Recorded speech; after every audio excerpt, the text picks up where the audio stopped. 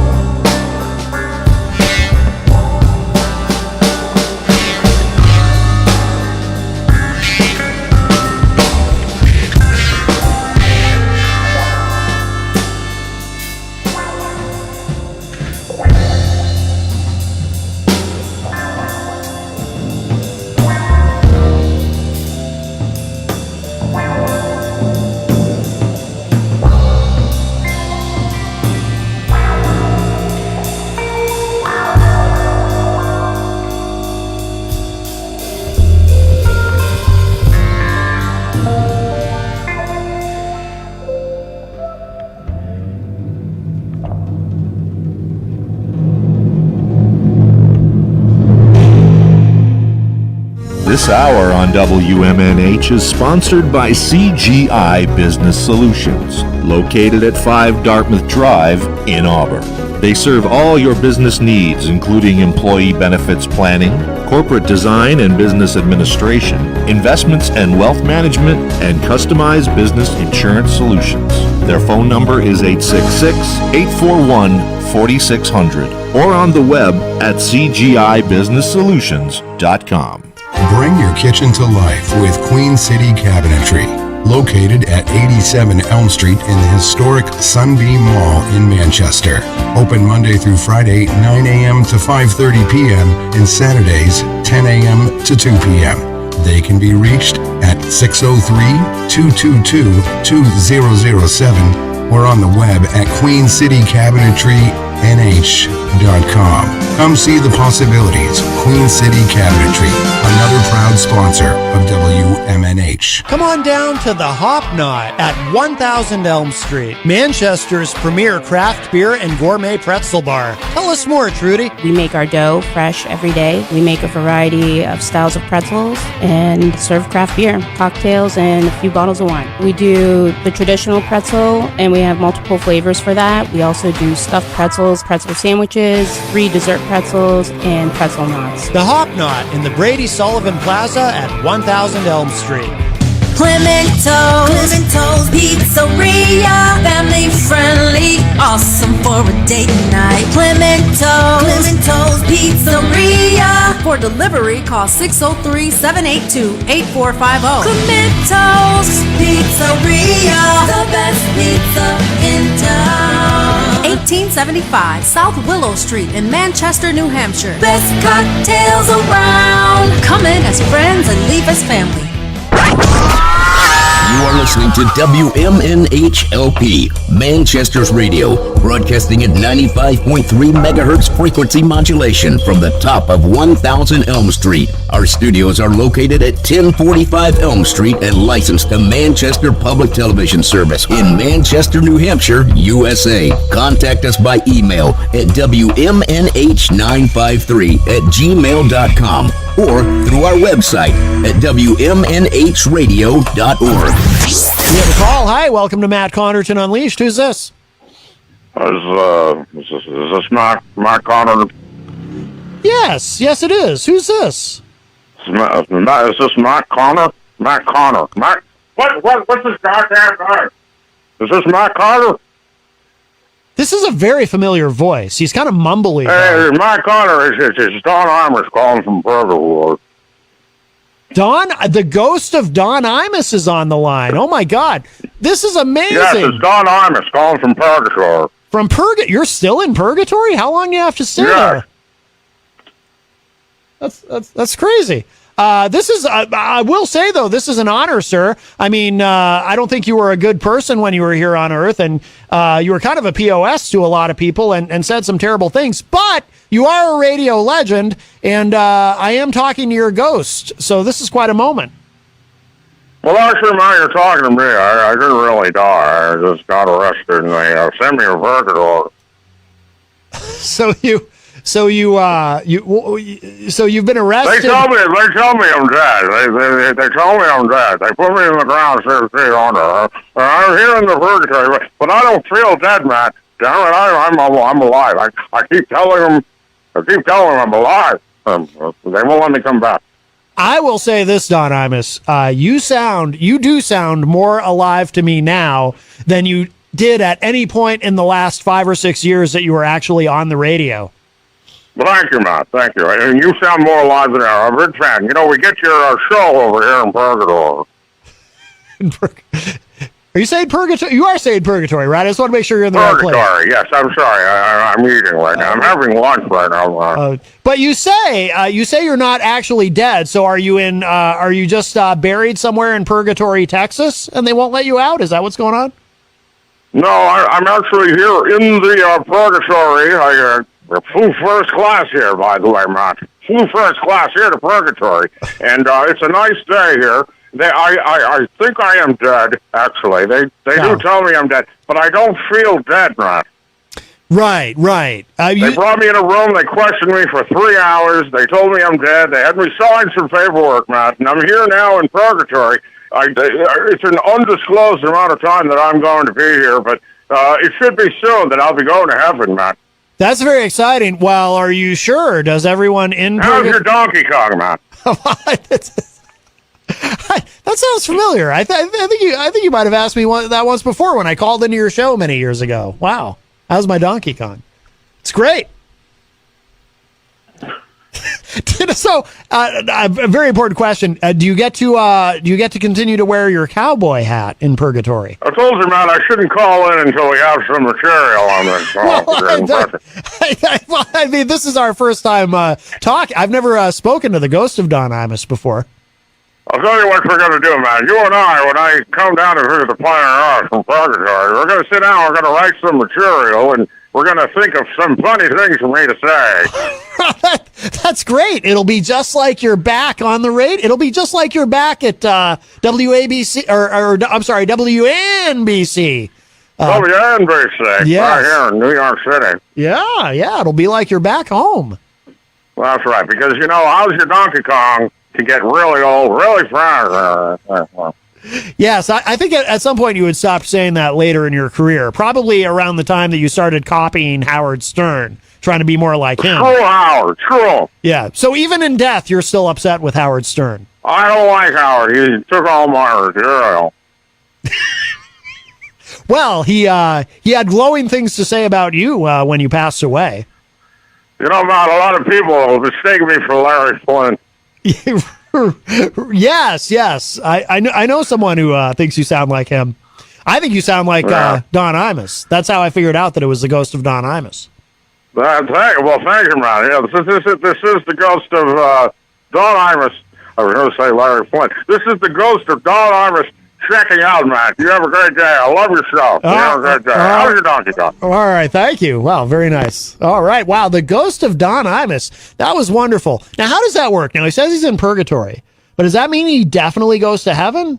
Because if you go to hell, you go. See, I'm not. I haven't been to church in a while, much to the chagrin of my dad. But I think the deal is, I do remember learning about purgatory in school. Catholic school. I think the deal is if you go to purgatory, you go there to burn off your sins, and then you get to go to heaven. But if you go to hell, you go straight to hell. I think, right? Because that wouldn't be very fair, right? If you go to purgatory and then you're thinking, oh, cool, I'm in purgatory. Maybe next I get to go climb that ladder over there and get to heaven. And then turns out no, you just fall into the pit of hell. That would be terrible. That would be insult to injury. Am I right? So I hope Don Imus, but he's been dead for years now, like at least a couple years, right? So he's been in purgatory a long time. Wow, Don Imus. Well, that was a radio legend, my friends. We've made radio history here today.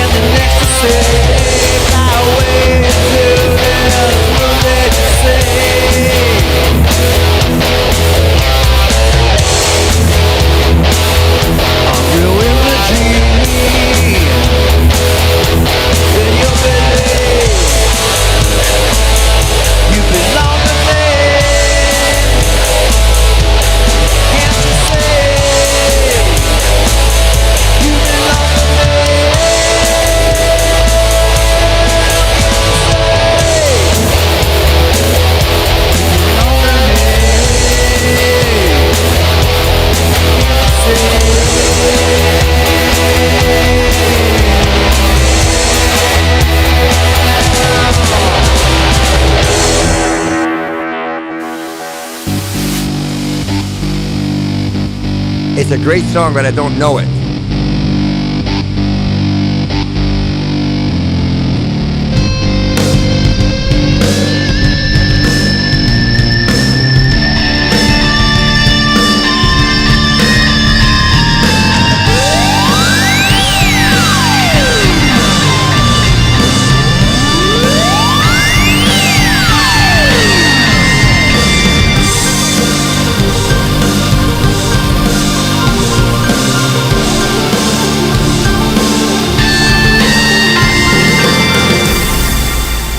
Welcome, everybody. Here we go. It is that time again. Matt Connerton Unleashed, and we are live from the studios of WMNH 95.3 FM in glorious downtown Manchester, New Hampshire.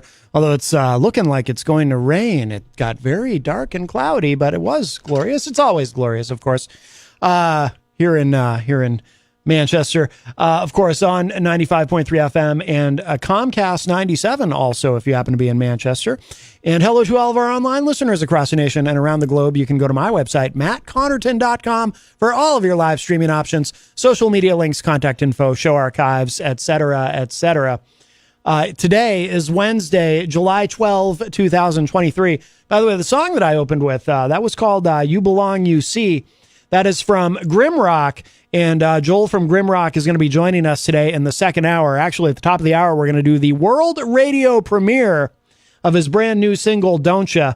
Really looking forward to sharing that with you. But I wanted to open with another one of his other songs today on the show, and we'll probably play a little more later too. But Don't Ya, the world radio premiere of the new single, coming up today at 5 p.m. in the Eastern time zone here on the program. And then we'll have we'll talk with Grimrock. I'm not sure whether to call him Joel or Grim, or I'll just ask him. We'll see. No, but really looking forward to that. So that's going to be cool. And by the way, for those of you watching online, he did send me this. He sent Jenny one too. These great shirts, these great Grimrock shirts, fits perfectly. Really, really cool. And I also have a sticker that I'm going to put on the wall that he sent as well. So looking forward to that. So that'll be coming up in the second hour. In the first hour, in a few minutes, I'm going to be joined by Eric Pilcher, our friend from Cedar Rapids, Iowa. Of course, Eric does the classic film reviews for us on Fridays, but we also do a segment every Wednesday. I call him my favorite conservative, and he's going to be joining us. He wanted to talk about this hazing scandal at Northwestern University, which has been a pretty big deal.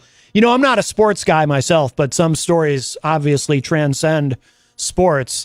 And that one certainly does. That's been interesting to follow. And I also want to ask him about the something we've talked about before on the show with Eric about the Live Golf, LIV, the Saudi Arabia trying to take over golf is how some people are looking at it.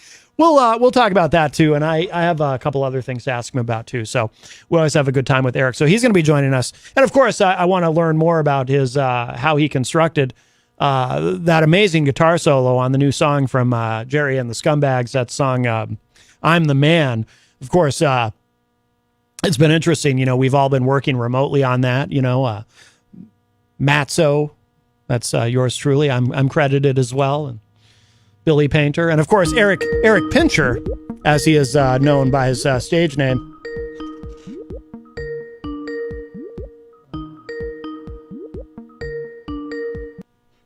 There we go. Eric, is that you? Yes, it is. Oh, good. For some reason I was clicking in and it wasn't picking up right away. I was like, uh-oh, I hope we don't have a malfunction here. You know how Skype can be. Skype can be very Skypey. Very finicky, certainly. Yes. Before we get to talking too, I do want to say hello to everybody in the Facebook live chat. Scott Robinson joins us and says this is regarding the clip that I played to open the show. Sometimes I like to throw in a little best of clip. I played that time that the ghost of Don Imus called us live on the air. Scott said this sounds like Gene Simmons from Kiss with marbles in his mouth. A little inside, but yes. Mike from Queen City Cabinetry, one of our great sponsors here at WMNH, and also one of our co-hosts on Friday nights for Retro Spectrum Radio. He says, good afternoon, everyone. Jenny is in there, of course, and says, shalom, peeps. Also, Rhonda Favero from California. Paulie C says, greetings from sunny Bangladesh. Again, if you don't listen to Retro Spectrum Radio, you don't know what that refers to, which is why you should listen to Retro Spectrum Radio Friday nights here. Charmaine Davis Elliott joins us and says, good afternoon, everyone. Hello. Let's see. Eric, I see you're in there. And also, I'm never sure I'm saying his name correctly. Eric Nanarone.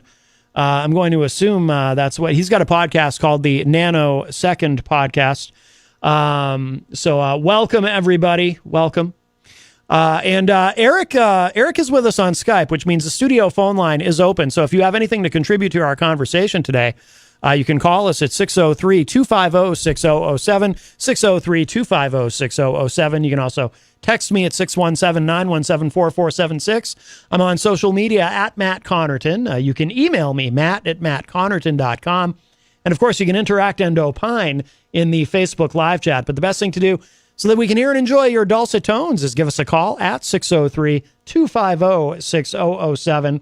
And, speaking of music, Eric, I had no idea you were so talented, but hearing your solo on that song, "I'm the Man," just magnificent, sir. Thank you. Like I said, I just picked up a guitar and it was magic. Yeah. Matt, you cannot take away my right to rock. That's right. Nor would I ever try to, frankly. I want you. Oh, Dylan Reynolds is in the Facebook live chat, and he agrees. He says you're great on that song. Thank you, Dylan. I appreciate it. You know, you're always nervous when you do something outside of your comfort zone. Yes. But, you know, as many will learn in the month of October with classic film reviews, sometimes you just got to go out of your comfort zone. Yes, that's right. Oh, speaking of which, Scott Robinson has a question for you regarding your classic film reviews. I have not seen it. I asked him if it was good. I'm always open to film suggestions. Yes, Scott is, for listeners, Scott is asking if you've watched the film Affliction with Nick Nolte and James Coburn. I've never seen that movie either, but I've heard that it's very, very good. But I have not. I have not. Will that will that be on a? Is that a possibility for a future film review? I would have to watch it. Yeah. There are. I love suggestions, and I'm glad you brought this up. I love it when anyone messages me suggestions. Because one, it shows they listen, and two, it makes me feel good that they value my opinion. Yes. Selecting a film is twofold or threefold, depending on how you view it. One, I have to watch it. And if I watch it and do not enjoy it, I will not review it. Reason being is I do not believe in giving a film a bad review. That happened because of my film instructor in college told me that don't ever share your opinion on a film as you're leaving the movie theater. Wait a second, though. Wait a second. Oh, okay. You know what? I just realized maybe this doesn't count because it was an April Fool's joke. I was going to say you reviewed. You did review Freddy Got Fingered by Tom Green. Yes, Yeah. but that was April Fool's, and if there's anyone out there that tries to tell me that's a good movie, I'm going to ask that they get their heads examined, just out of concern for their own well-being. Yes. By the way, our friend Ron is on the line. He might have a film review request. We'll see. Hi, Ron. How you doing? Hello. I did have a film review request. Couldn't get that out. And I'm bumming. I was watching the other channel for a couple of minutes, and if Eric was playing some kind of guitar riff, like son of a gun, I wish I would have heard it. But on any note, I wonder if either one of you guys have ever seen the movie. I think it's called Unthinkable or Unimaginable. It's about a U.S. terrorist and the negotiations on how to get him to talk. Have you ever seen it? Either one of you seen that or heard of that? I think it's Unthinkable, isn't it? Yeah, Unthinkable. And it's a black guy. I keep thinking Denzel Washington, but it's not him. It's maybe it's Samuel L. Jackson. That's who it is. What a great movie if you haven't. Yeah, have you seen that, Eric? I haven't seen that. I have not, no. Well, might have to add. Well, I would give that 5 thumbs up if you ever bored and you could dig it up on your TV. As a matter of fact, tonight when there's nothing going on, I might watch it again. It'll be the 4th time I've seen it, but it's wow. I won't even get into any details, but that was it with Samuel L. Jackson, and it was either unimaginable or unthinkable. I think it was unthinkable. He negotiates. He doesn't negotiate. He tries to get information out of the terrorists in the worst ways, stuff that the U.S. wouldn't consider legal, but he does it anyway. So, yes. All right. With that being said, carry on, my friends. All right. Thank you, Ron. Appreciate the call. By the way, Dylan Reynolds was suggesting a film review of Arnold Schwarzenegger's Total Recall. Total Recall is actually, you know this, Matt, and longtime listeners know this as well. I have a list of films that I want to review, and Total Recall is on the list. The thing to keep in mind is that Paul Verhoeven directed it. And Paul Verhoeven has a style that he translates to each and every one of his films. So having just recently done Starship Troopers, which was directed by him, I want to see it kind of spread out. Gotcha. Separate. Because I would love to review RoboCop as well, which is also directed by Verhoeven. Yes. And Eric Nanarone is asking, this is probably for both of us, have you seen Unbroken? I have seen that. Have you seen that, Eric? Unbroken. There's a few films named Unbroken. Oh, I think that's the one with Bruce Willis. That's the first one that occurred to me when I saw that. When I saw that title. Unbreakable, and it's directed by Unbreakable. Yes, I'm sorry. That's directed by M. Night Shyamalan, and I am not a fan of his. Okay, yeah, that's probably so. I just I don't know why I thought I don't usually make that mistake, but yeah, Unbreakable. I do like that film. So I have not seen a film called Unbroken. Apparently, there's one on Netflix. Angelina Jolie's Unbroken to be shown in Japan after racism protests. Interesting. Yeah, I'd be curious to know more about that. But yeah, but what I was saying, and then we'll get into Northwestern about suggestions, is one, I have to like the film. And because when I heard that from my instructor, when he said, never give your opinion on a film as you're leaving the theater. Mm-hmm. And he said that because if it's a bad one, you could ruin it for a person near you. Right.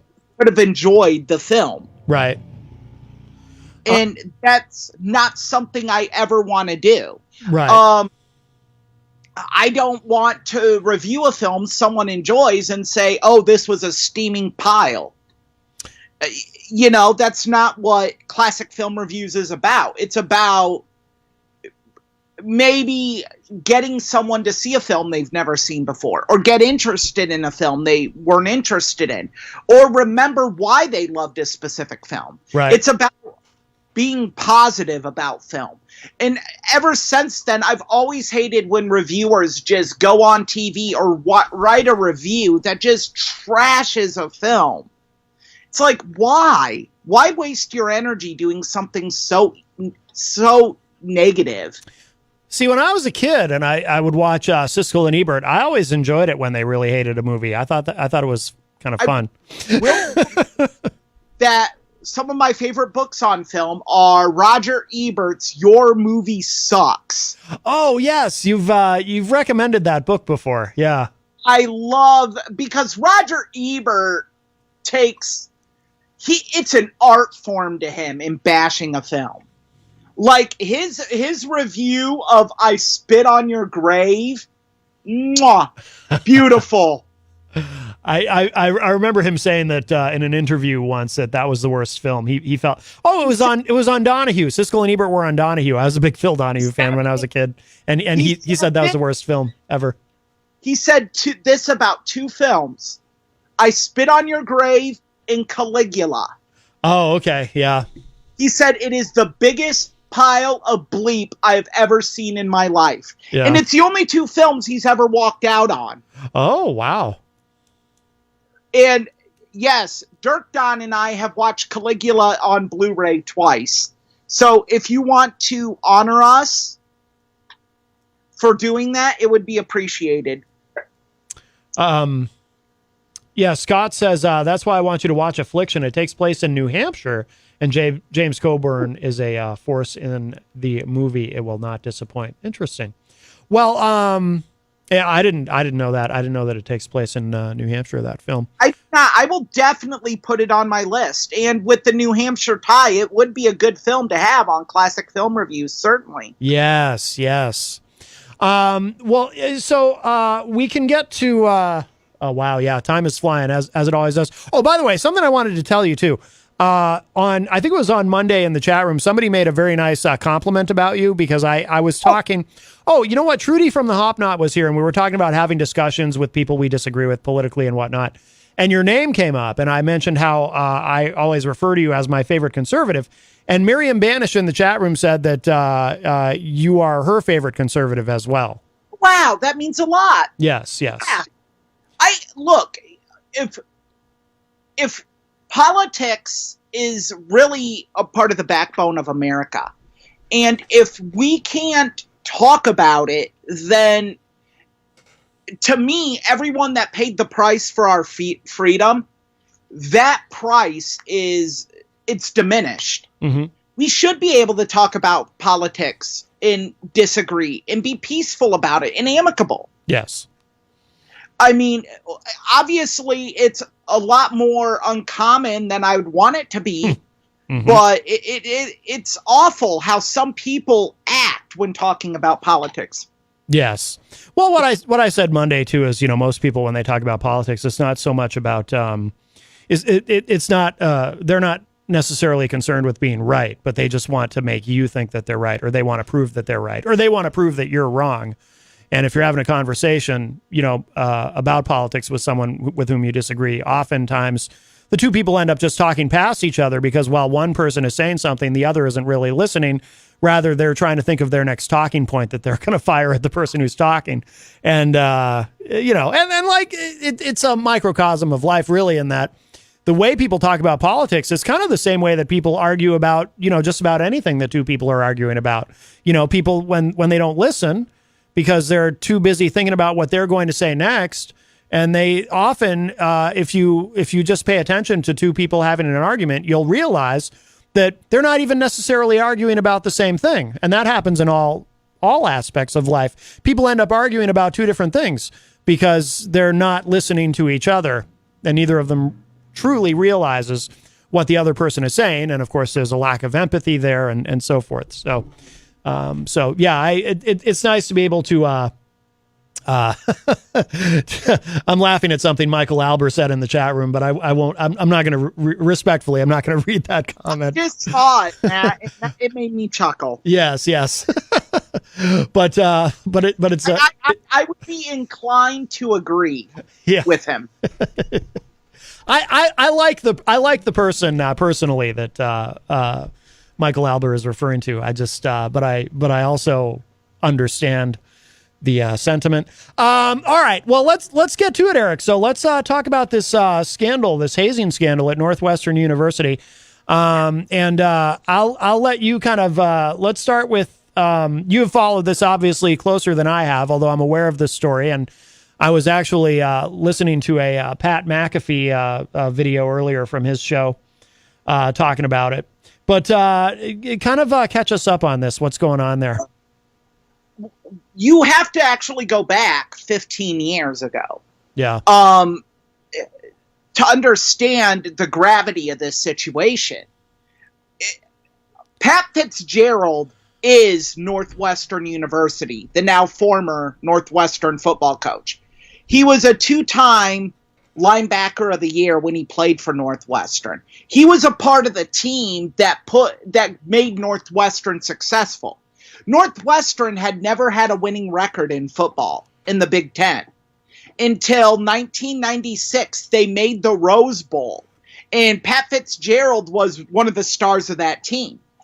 After he graduated, he went through the coaching ranks. In 2006, their head coach, Randy Walker, I believe was his name, I could be wrong, died of a heart attack suddenly and very tragically.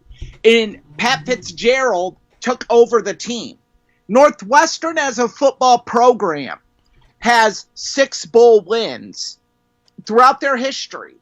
Pat Fitzgerald has been their head coach for 5 of them. Oh, wow. He must have been pretty young then when he took over, right? Yeah. He just turned, I believe he's in his low 50s now. Oh, I was looking up online. I think he's 48. Yeah, he's not even in his 50s. Yeah. So he's still a young man. So he must have been 15 years ago. So he was. I'm bad at math. He was still early to mid 30s when he took over as coach. Yep. I assume that's young for a college football coach, right? Very. Yeah. I believe he has the record or is very close to it for the youngest head coach in college football history. Okay. Now, Eric Nannerone, I'm going to get to your point here in a few moments. We'll get to that. What had happened is earlier this year, the Northwestern Director of Compliance had gotten an email that said hazing within the Northwestern football program. They launched an investigation that concluded Friday. One of the many key points here is Northwestern did not publicly release all the findings. They said that their understanding was, and quote, Pat Fitzgerald and the coaching staff did not know about it, but could have prevented it. Did not know about it, but could have prevented it. That's interesting. Very. So it was announced that Pat Fitzgerald would be suspended for 2 weeks without pay, effective immediately. So I guess just to drill down on that statement a little bit, because at first it sounds a little almost self-contradictory, but as I'm processing it, I realize, were they suggesting, so he didn't know about it, but maybe if he had done things differently from a sort of in terms of the culture of the football program there, right, maybe none of this would have happened. I guess that's what they're saying, right? Yes. Okay. So, lo and behold, on Sunday, an unnamed Northwestern player spoke with the Northwestern University student newspaper. Of note here, Northwestern is known for journalism. Like, there are so many great journalists that have come from that school. Okay. And this player spoke in depth about it. Of note, the player left the program this past season of a situation called running. And I'm going to try to be as politically correct as I can be when speaking of this. Okay. Where the leadership team of the football team, if a player had done something wrong or made a mistake, countless mistakes, whatever, they would do certain things to him that were simulating sexual assault. Okay. Wow. And he said absolutely Pat Fitzgerald knew about it. And even went further to say Pat Fitzgerald at practice would do a specific clap above his head to indicate to the football leadership group that this player needed to have a run put on him. Oh my God! So that's wow. So in other words, so Pat Fitzgerald, the coach, he not only knew about it, but according to what this player says, he not only knew about it, but he was actually directing it in a sense. He was indicating, do that to this player. Wow, that's awful if it's true. And of course, this is alleged. We should be clear about that. But earlier in the day, Northwestern athletic director had stated that he was going to reevaluate Pat Fitzgerald's punishment because he said, I focused more on what he didn't know than what he knew. What does that mean? Your guess is as good as mine.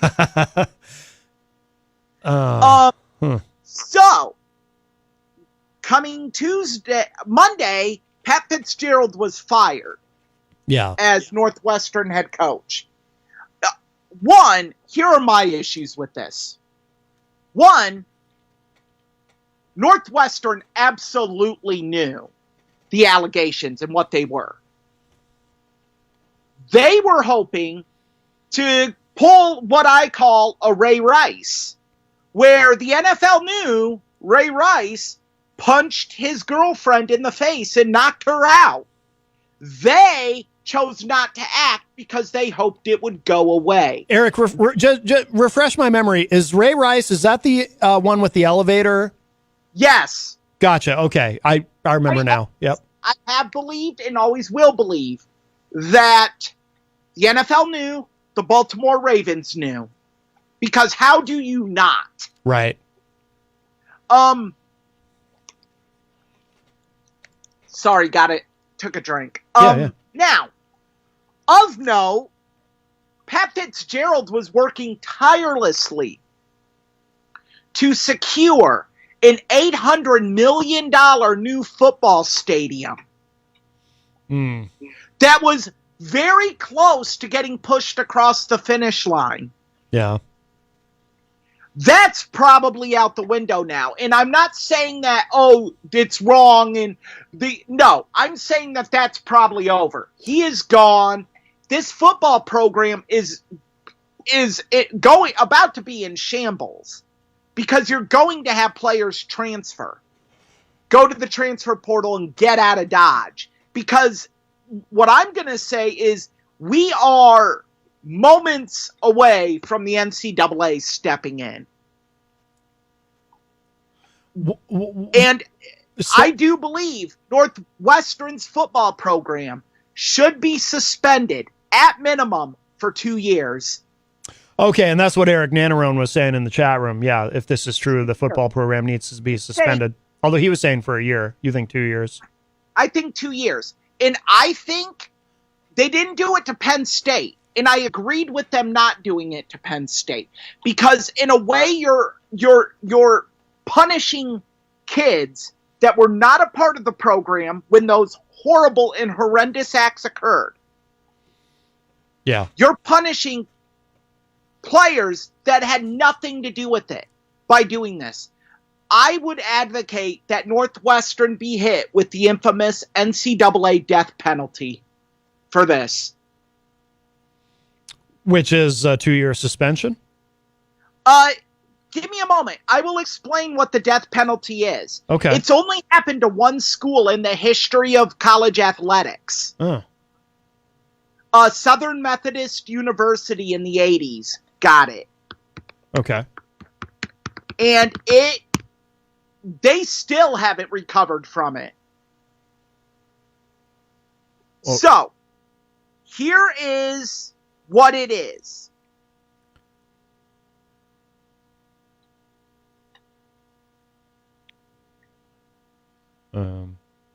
Sorry, I'm trying to find what it is now. That's okay. In the page I clicked on. Yeah, that's all right. If you're just joining us, our friend Eric Pilcher is with us, as he is every Wednesday, and we're talking about the situation with the hazing scandal at Northwestern University. Basically, what it is the death penalty is a part of the repeat violators rule. Obviously, Northwestern is not a repeat violator. I would argue they are because this is a part of the culture of the team. Mm-hmm. And Pat Fitzgerald was there for 15 years. So you do the math. Basically, what it is no athletics for no program for 1 year. Okay. No program for 1 year. When they come back, no television for year 2. Okay. No televised games, no postseason. So no bowls. And no scholarships. And this has only happened once? It has only happened once in the modern NCAA era. Why was it done? This was at Southern Methodist University? Southern Methodist University took paying players to a whole nother level. They signed players to contracts. Did we talk about this before? Yes, we have. Okay. They signed players to contracts. Sounding familiar. Eric Dickerson, the joke was Eric Dickerson made more at SMU than he did in the NFL. And Eric Dickerson has admitted, yes, he did. Is he the guy who, you told me about somebody before who they let one of the schools buy him a car. That's Eric Dickerson. Yeah, and then he ended up not going with that school, but he kept the car because his attitude was, well, what are you gonna do? Like you buying me this car was illegal to begin with, so what are you gonna do about it? He kept the gold-plated Trans Am. It's such a it's a great story. There's a part of me that thinks that's repulsive, and there's a part of me that admires him. You know what? God bless Eric Dickerson. I mean, it's not right. Morally and ethically, it's not right, and yet it's kind of like, wow, you kind of have to respect him. Who's actually more wrong in this. You can't expect an 18-year-old kid to not take, Right. in 1985, a gold-plated Trans Am. Right. Because if it's it's just wild. So that was at Southern Methodist University? Yeah. Okay. Actually, to clarify, Texas A&M bought him the car. Oh, okay. And he's like, I don't want to go to A&M. I want to go to SMU. What do I do with this car? And that was the sticking point. And the SMU boosters are like, we'll take care of that. Well, he'd probably already registered it, and can't just give it back now. Right. The loan was in his grandmama's name, though. Totally above the board. Oh, good. Yep. Living in a 2-room shack in the slums of Texas, and they got a Trans Am. Wow. Good work, AA. Yeah.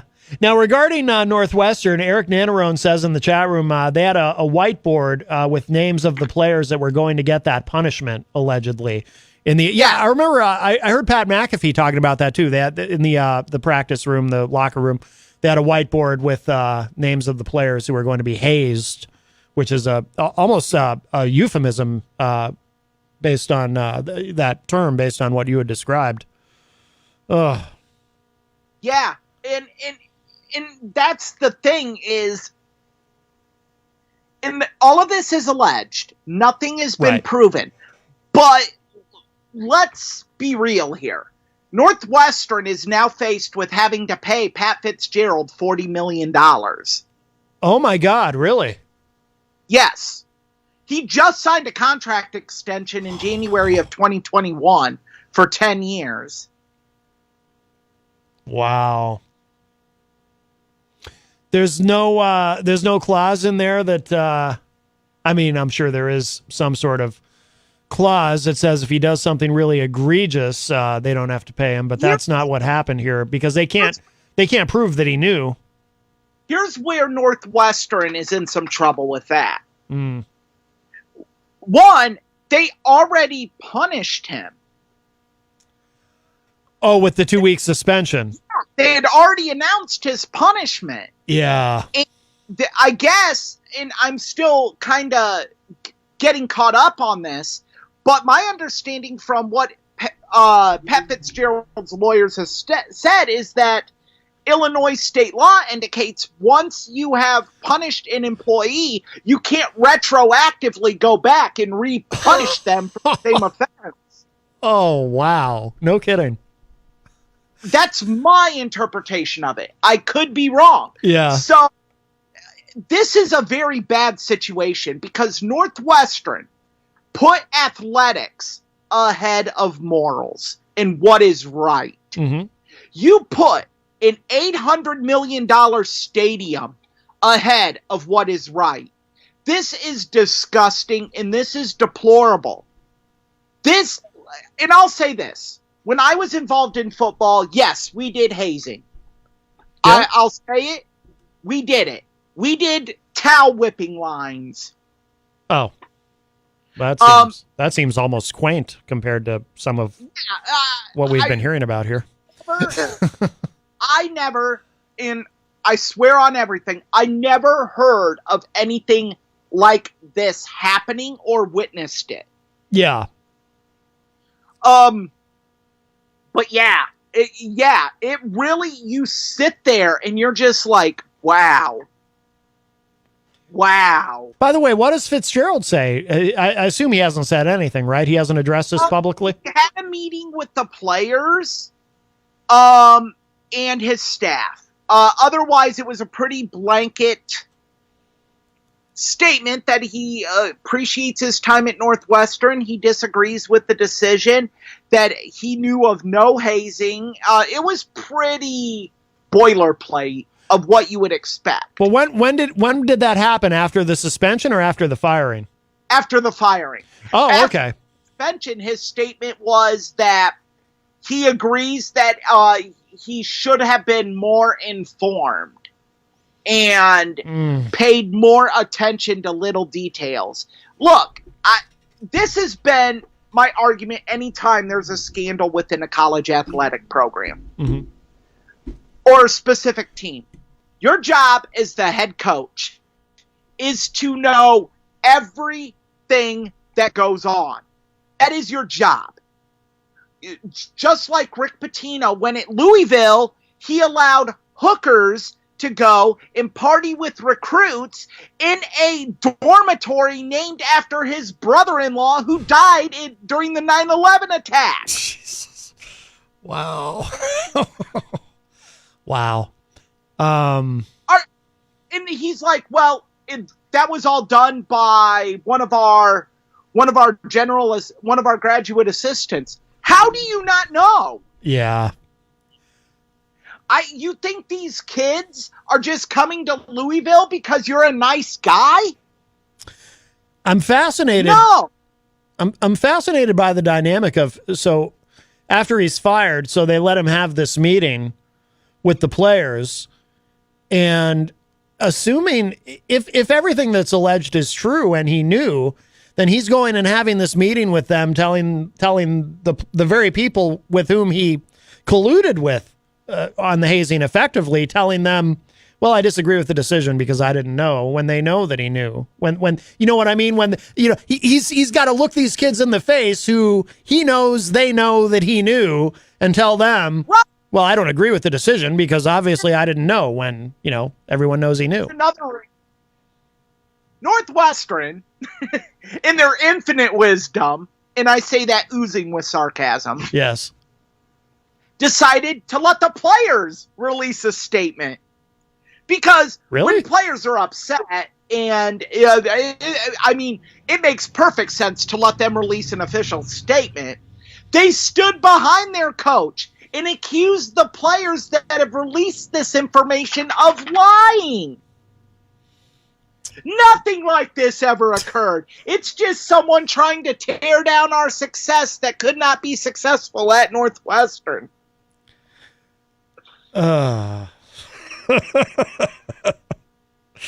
Oh boy. Well, so what happens? Oh, well, first of all, by the way, we should shed no tears for Fitzgerald, because even if he really didn't know, which is hard to believe, but even if he really didn't know, the guy's getting $40 million to, you know, lose his job. Or at the very least, a chunk of that. Yeah. This is not going to see the courts. They're going to settle. Northwestern wants this to go away as quickly as they can. Oh, okay. So he won't necessarily so they might negotiate something. Right. Okay. Right. Northwestern wants this to go away because, again, I don't want anyone to think I'm in agreement with Northwestern here. I am not. Yeah. I think the athletic director needs to be fired. I think the president of the university needs to be fired. I think a ton more heads need to roll down the hill after this. But football season is a little over 50 days away. You want this to go away. But there is no, I mean, in terms of national media, this will blow over, as all things do. But if you're if you're there, especially if you're there as part of that community, or have any connection to the college whatsoever, this isn't going away for a long time. I mean, people aren't going to forget about this. Right. And my cousin Joe brought up something, and I agree with him in essence. He said people have already forgotten about Penn State. Well, that's kind of a blanket statement. I don't think people have forgotten. Right. I don't think you ever forget. I mean, I will remember where I was the very minute it was announced Joe Paterno was fired. Yeah. Oh, I remember I was in the cafeteria of at the university I was attending, and I remember a majority of them got up and ran to the TV. Mm-hmm. And ESPN was on, and you literally just stood there frozen. Well, listen, I mean, I can prove your point too, because you mentioned Penn State to me. I'm not a sports guy, as you know, But as soon as you say Penn State, I remember Joe Paterno and Sandusky and everything. So no, of course people haven't forgotten. A guy like me who doesn't follow sports, but I did follow that story because that's one of those stories like this one that transcends sports. I remember vividly. I remember because I was also the sports editor of my university student newspaper. Yeah. And like, I literally went right into the newspaper office, and it's like, we gotta do something about this. We have, like, how do we cover this at a Catholic university? Yeah. And how do we do this in a way that we can tie it to our school and not be negative? So it was a tough situation. So I will always remember Penn State. Oh, yeah.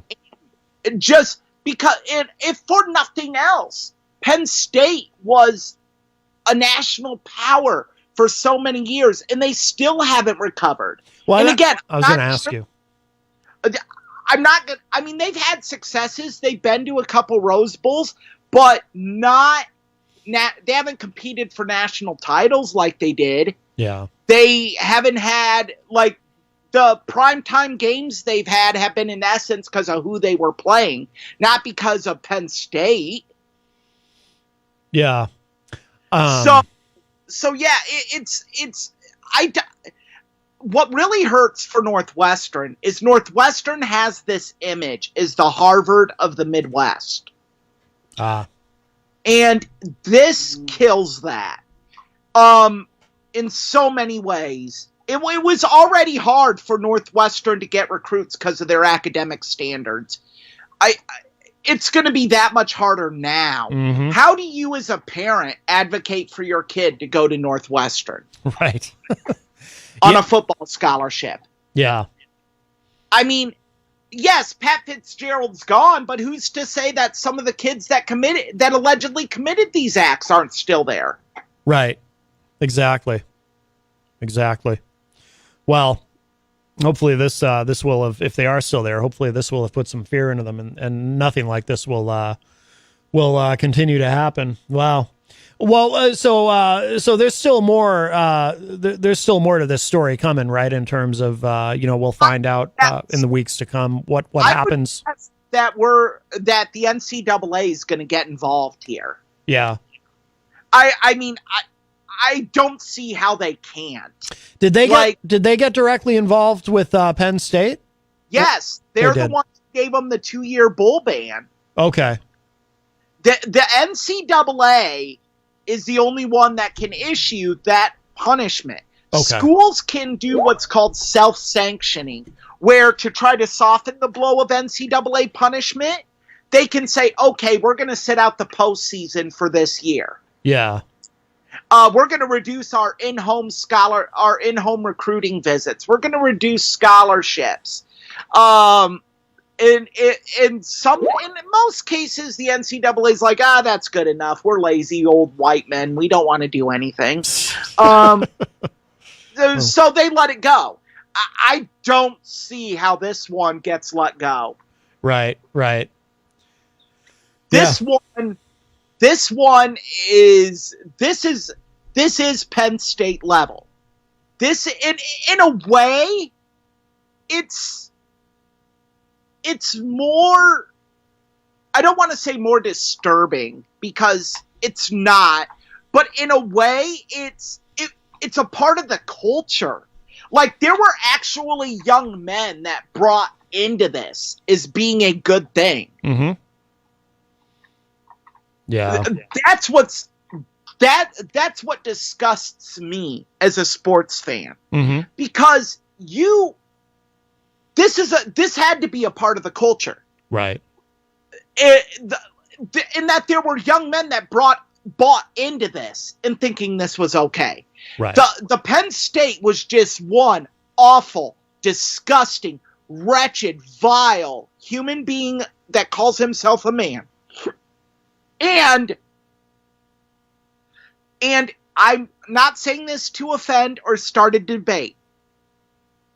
We will never know what Joe Paterno knew, what Joe Paterno didn't know, what the president and the AD knew, what they didn't know. We need to give up on that. We'll never know the full truth there. Yeah, Paterno's dead for anyone who doesn't know. Yeah, yes. And but even before then, we would have never known. Right. Do I think Penn State scapegoated Joe Paterno? Very much so. Do I think he deserved to be fired? Yes. Yeah. Do I think agree. he could have done more? Absolutely. But do I think that there was a great deal of scapegoatism that Penn State put on him? Yes. To me, what makes this situation more like not worse than, I'm trying to put it into words, and I know I'm not doing a good job. But what makes it more disturbing is that it was a culture. Right. And that these young men that this happened to were forced to believe that it was their fault that it was happening to them. Yeah. No, it's pretty disgusting. Well, Eric, we are already approaching the top of the hour. It goes so fast, my friend. So we will have to leave it there. Yes. Sorry. Oh, no, not at all. No, great discussion. And I learned some things too. But before we let you go, because we got to get to a break, and then we've got a world radio premiere of the new Grimrock song. But before you go, can you give a quick plug for Friday's classic film review? Yes, I'm writing the script tonight. This week's classic film review is National Lampoon's Vacation with Chevy Chase and Beverly D'Angelo, and a bit part by a very young John Candy. Oh, I forgot that he was in that. I haven't seen that in so long. Yes, we look forward to that, and of course, very appropriate for the time of year. So, yes, outstanding. That's why I chose it, and we've already discussed this. There are some, I like to think, big things happening in the fall. Yes, absolutely. Classic film reviews that I think a lot of people will be a fan of. October, we are going to be looking at one of the most controversial and scariest films ever made. Mm-hmm. And some of you might know what that is. Mm-hmm. Mm-hmm. But if you don't, you'll just have to wait till October. Because it's going to be amazing. Yes. Melanie will be very happy. I see her in I know Melanie will be happy. I'm actually shocked I haven't gotten a message from her yet about it. Yeah. Very good. All right, Eric. Well, we got to let you go. Thank you so much, my friend, and we look forward to the film review on Friday. Yes, it's a pleasure as always, Matt. Thanks for having me. All right, you got it. Take care. Bye. Bye-bye. All right, very nice. That was our friend Eric Pilcher. Of course, we look forward to his classic film reviews every Friday, and this Friday is National Lampoon's Vacation, the first vacation movie. Melanie says, sorry, I wasn't listening. What are we talking about? Oh, don't worry about it. But we need to get to a quick break, show some love to our amazing sponsors, and then we're going to go from that right to the world radio premiere of the new single from Grimrock. It's called Don't Ya. Really, really good stuff. And then we're going to have Grimrock on the line with us via Skype, and we're gonna talk. And I'm really looking forward to that. So, and if you're just tuning in, if you happen to be watching online, you can see I've got this wonderful shirt that was sent to me. But so we're gonna do that first a break, and then the world radio premiere of Don't Ya, brand new single from Grimrock. Don't go away. Plenty more to come. Come on down to the Hop Knot at 1000 Elm Street, Manchester's premier craft beer and gourmet pretzel bar. Tell us more, Trudy. We make our dough fresh every day. We make a variety of styles of pretzels and serve craft beer, cocktails, and a few bottles of wine. We do the traditional pretzel, and we have multiple flavors for that. We also do stuffed pretzels, pretzel sandwiches, free dessert pretzels, and pretzel knots. The Hop Knot in the Brady Sullivan Plaza at 1000 Elm Street. Bring your kitchen to life with Queen City Cabinetry, located at 87 Elm Street in the historic Sunbeam Mall in Manchester. Open Monday through Friday, 9 a.m. to 5:30 p.m. and Saturdays, 10 a.m. to 2 p.m. They can be reached at 603-222-2007 or on the web at queencitycabinetrynh.com. Come see the possibilities. Queen City Cabinetry, another proud sponsor of WMNH. Clemento's Pizzeria, family friendly, awesome for a date night. Clemento's Pizzeria. For delivery, call 603-782-8450. Clemento's Pizzeria, the best pizza in town. 1875 South Willow Street in Manchester, New Hampshire. Best cocktails around. Come in as friends and leave as family.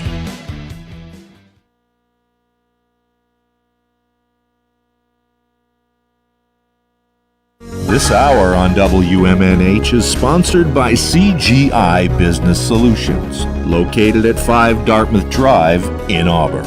They serve all your business needs, including employee benefits planning, corporate design and business administration, investments and wealth management, and customized business insurance solutions. Their phone number is 866-841-4600 or on the web at cgibusinesssolutions.com. WMNH, rip the knob off.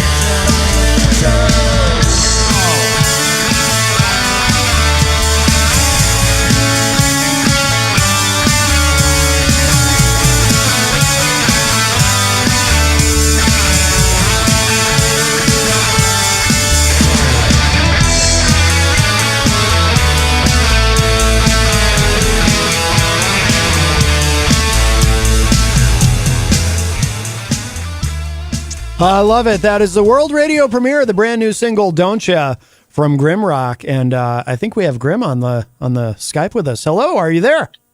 Yes, I am. Can you hear me okay? Yeah, you sound great. You sound great. What should I call you? Should I call you Grim? Should I call you Joel? What should I call you? Well, everybody calls me Grim. All right. That's my nickname. That's how the whole Grimrock name came together, kind of. Yeah, very cool. Yeah, I love the track. That is Don't Ya, and I played at the top of the show. I played what did I play? Oh, You Belong, You See. And I'll play something else too at the end of our conversation. But great stuff. You are in Pennsylvania, is that correct? Yes, I'm in Pittsburgh. Oh, okay. Yeah, we were actually, Pennsylvania came up in the previous hour. Eric Pilcher and I, we talked a little bit about Penn State. Completely different subject, but geographically relevant, I suppose. But so tell us about Grimrock. Is it just you? Is this a solo project, or do you collaborate with other people? I saw a YouTube video that you put up of you recording, and it looks like you were doing everything yourself. Yeah, it's actually a solo project. I have all my own instruments, my own home studio and stuff. I play all my own instruments. I do my own vocals. I have done collaborations like with Trench Gunn and Al Warren and some other people, and have had lyrics, from other people like Mark Kushak and Matt Oyster and Jason Clem, and put them into music. So, I mean, I've had other input and had done collaborations, but it's mostly just me, a solo project, doing my stuff. Is that how you've always worked, or have you been in bands, or do you have you always done solo material? I've been in bands before. I played with people, without people. I played with just me and a guitar player and a drum machine. I played all kind of different ways, and it just happened to be that the original music is what I wanted to do, and I couldn't really get anybody in my immediate area that really wanted to do what I'm trying to do, and so I'm just kind of here on my own, Yeah, I mean, I would imagine, obviously, it's a lot of work doing everything yourself, and it's a lot of responsibility, but at the same time, I would also guess that it's probably very liberating, right? You don't have to check with anybody else. Hey, what do you think of these lyrics, or what do you think of this bass line? You can just do it all. I mean, is that do you find that it's liberating, or do you ever find that it's more work than maybe you'd like? Maybe you miss collaborating, or how do you feel about that? It's a little of both. I mean, it is liberating just to sit here and do it and be like, wow, I like this, because maybe somebody else wouldn't, you know what I mean? Yeah. But in a way, it's kind of lonely sometimes, because you're always like, well, I wish somebody else had an input, because sometimes I do get stuck with, with things. Mm-hmm. And I got a bunch of tracks sitting on my desktop that I'm just sitting there waiting to put together one day when I get inspired and can fit something with it, Right. How much music have you put out doing this project at Grimrock, where it's just you doing everything? I got probably about 20 tracks on Spotify. I got some more going up. Yeah. And then I have Don't You, and I have some other songs going to be for the GR5 album that's going to come out. Cool. What does GR5 mean? I mean, it's just it's Grimrock 5. It's actually going to be technically my 5th release. Even though I've released singles and things, it's technically my 5th release. Okay. The other ones were EPs, and I had one single that I counted as a release because I didn't have the tracks I wanted to put with it. I couldn't complete in time, and it's completely different from the rest of the stuff, so I couldn't really add it to anything else. Yeah. By the way, so I wanted to ask you too, kind of interesting. So, looking at your website and some of your social media and so forth, there's a certain aesthetic that makes it look like it's kind of a metal, almost like a King Diamond kind of vibe. But then the music isn't really that. It's more just, I don't know how you describe it. It's almost got like a 90s alternative vibe to some of it. Maybe that's more of a production thing. The production's kind of raw, which I like. I love the way the guitars sound. Nobody records guitars like that anymore, the way that you do, and I think it's really cool. But is that intentional, or am I misconstruing something when I see that? Because it looks like visually it's kind of one thing, but the music is something else. To me, at least that's my perception. But I'm kind of fascinated by that. No, you're absolutely correct. Originally, when I wanted to do this project, I'd already had the face makeup kind of thing ready to go. And I initially wanted to do way heavier music than I did. Oh. Okay. And it just didn't happen that way. And I just went from there. And you are right, as far as it's really hard to label. I've had a lot of different people ask me, well, what do you consider it? I kind of house it under alternative rock because I really don't know what to label it as. Yeah. Because it varies, And as far as the way I record, that is intentional. I love the raw kind of like the 60s garage rock kind of sound. You know what I mean? Just a raw sound to it. Oh yeah, very. Even with, and it's cool that you're able to get that even with, because the drums do you play a drum set, or is that all programmed? No, I actually play a drum set. It is an electronic machine. It is an Alesis Command Mesh drum machine. but it is a full kit. Okay. Yeah, because it sounds like, I mean, even the drums sound raw and sound acoustic. So that's impressive. Although it's funny. Yeah, I've seen examples where some of these new electronic drum kits, it's remarkable how acoustic you can actually make them sound. And how far the technology has come with that. But yeah, it does have garage. You said garage rock. Yeah, it does have that vibe. And yeah, very cool. And I mean, and the guitars too. Like I said, there's a rawness there. Some of it reminds me of almost like Neil Young kind of style, where it's just not super slick and produced. I have a particular. And this is kind of the audio engineer and producer inside of me coming out a little bit, but I have had for a long time kind of a frustration with the way that electric guitars tend to sound now, because somewhere along the line, I think it happens somewhere in the 2000s. I don't know. Everybody just kind of decided that guitars should sound like kazoos almost. Not really, right. but you know, I mean, I'm speaking hyperbolically. It's my frustration with it. But even really heavy bands, the guitars sound small, and I don't know why that happened. I'm finally noticing some pushback on that from some of these bands who seem to be getting back to having guitars that actually sound loud. But it's refreshing to hear the kind of guitar sound that you get. Is that kind of the same tone that you've always used, or is that something that's evolved? It's kind of evolved. It's a little more gritty than what I used to use. Yeah. And I play really unconventional things together. I put unconventional things together. Like I have a Jackson Rhodes guitar. I love it to death, but it's through an older Vox amp. And that's how I get my sound, man. I tweak that Vox amp, and then that's how it comes out. Mm-hmm.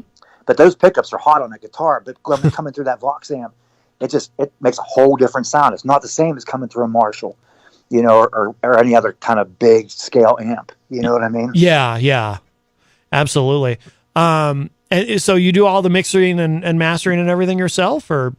The mixing I do, the mastering, I kind of cheat sometimes. I use online sometimes. Sometimes I have a couple guys that help me once in a while. Yeah. You know, don't you, friend Trench Gunny helped me with mastering that one. Okay. Yeah. No, it sounds great. And then, so now what about playing live? Do you, because obviously it's just you, do you get out and play shows, or how does that work? Yes, I do actually. And what I do with that is I have backing tracks on a tablet, believe it or not. Yeah. And I run my tablet through, you know, a system so that it changes the line level noise, you know, line level into a mixable item. Mm-hmm. And it's everything but the guitar and the vocals. Okay. And when I do play my live shows, I don't leave backing guitars or backing vocals in it. So it forces me to have to do all the things and try to mix it up a little bit. That way it keeps each show that I do, I can do something a little fresh one way or another. It doesn't sound the same. Right. Even though it is the same, you know. Right. Now when you play out, in terms of aesthetically, do you do the face paint and everything? Yes, I do. I didn't the last time I was out because it was an open mic and it was a really different crowd that probably, I don't know, I might have got arrested if I had walked in there like that. But generally, yes, I do. I put the face paint on. I get all made up for that. That's my persona. So, and what kind of reactions do you get because obviously, again, you know, as we talked about, and I just think I think it's pretty cool to, you know, throw people a curve. What are the reactions like when people see you in the face paint and then they hear you play and it's not, you know, because they see you in the face paint, they're expecting, you know, and then it's not, it's these really melodic songs. Do you get some interesting reactions with that? Yeah, I do. I get it from every which direction too. It's not even just getting up there on stage. You know, I'll stop at stores like this on the way to gigs and stuff, and people, I either scare them lights out of them, or they're all like, "I have a picture with you," you know. And it's like, it's not Halloween. I'm like, yeah, I know, but it's kind of cool, huh? You know, kind of thing. Yeah. You know, so. Yeah, but then when you get up on stage, are people surprised when they hear the music? I think so. I think so, because I think they're really looking for that Slipknot-ish song, you know, sound with the paint. And it's not happening. But I mean, I don't get anything negative thrown at me, you know, as far as that, you know what I mean? It's just, I've had a lot of people talk about that. Just the image doesn't match the music, but I'm all right with that too. Yeah, no, I think that's cool. I think that makes it very intriguing. I enjoyed being surprised when I saw your picture and then I heard the music. I enjoyed being surprised. There's something just cool about that. So, and not that I would have minded if it was super heavy or, cause I love that stuff too. I love all kinds of, music, but it was, but I remember, in fact, I think Jenny and I had a conversation about it. I think I said to her, I was like, oh, wow, I didn't expect this to be the sound, but it's pretty cool. And I can't think of anyone, contemporary who really sounds like you. It is kind of an old school garage band vibe. And, do you find, is there anybody in your area who's doing kind of what you're doing? Because if you're out in the scene playing shows, I would assume there's other musicians who you're opening for, or they're opening for you, and you're kind of teaming up with, or maybe not. Are there other musicians in your area who kind of fit in with what you're doing, who you can play shows with, and it seems to work? It kind of depends. I played a show in Greensburg last November, and it seemed like it fit there with the selection of people that they had. And I opened up for four bands, including myself. Yeah, and it seemed to fit there. But I've been other places where it was just outstanding compared to everything else because it was just so different. You know what I mean? Yeah. No, that's cool though. That's it helps you stand out, and I think that's probably a helpful thing. Sometimes musicians will. I talk to them and they're kind of like, well, I don't know. Sometimes I worry that what I'm doing sounds too different. It's like, but yeah, that's how you stand out. If you sound like whatever's currently trendy or whatever you think you're supposed to sound like rather than what you want to sound like, then, you just kind of end up being one in the pack. But if you can stand out and be unique, that's what helps get people interested in what you're doing. I always use the example of what if Kurt Cobain had told Dave Grohl and Chris Novoselic, I think we should, the hair bands are pretty successful right now. I think Nirvana should sound like them. What would have happened? Right, exactly. But he did what he wanted and they did what they wanted to together and ended up being one of the biggest bands of all time. So I dig what you're doing. So when does GR5 come out? Do you have an ETA on that when the full album comes out? I keep changing it. It keeps getting pushed back and pushed back. Yeah. I'm hoping now by the end of September, Yeah. So I still got I have 2 other tracks that are finished. I got to finish up like mixing and everything. Then I have 4 other tracks that I'm working on. So it's just taken me a long time with everything going on to get these things done the way I want to have them done, so. Yeah. Yeah. And everything that you've released so far, it's all available on Spotify for people who want to check it out? Yes, everywhere. Excellent. By the way, when the album is ready, is there any kind of a theme to it or anything that, because this will be your first full length, right? The others had been singles and EPs. Yes. Mm-hmm. Do you have is there any kind of a theme with the album? Because it seems like with what you're doing, I could imagine you having a theme to it. There is a theme and there's not a theme. It's not really something I can say, well, it's just, a venture in outer space or some kind of physical theme like that. It's just, It's more like, I'm trying to break into a segment, a little different segment with what I'm doing. It's not much different from what I was doing before, but it's still a little different. It's enough I think it's going to do, hopefully do better, than the last releases. But there's really, a physical, just set a theme down. I can't really place one. Yeah. Yeah, I was just curious. By the way, for people watching online, that was Peter White. I was just waving at, who was in the room momentarily. Peter White from the morning show. He'll come in and he'll go like do the shush sound so that I don't acknowledge that he's here. But wow, right? It's Peter White. Right. That's right. All right. Grim, what should people know? What do you want to make sure that our listeners know who want to keep up with what you're doing online, how to get your music, how to, we might have people in your area who want to catch a show. Just fill us in on what people should know about social media and anything else, or how they can get one of these cool shirts. Thank you again for the shirt. I absolutely love it. And the sticker.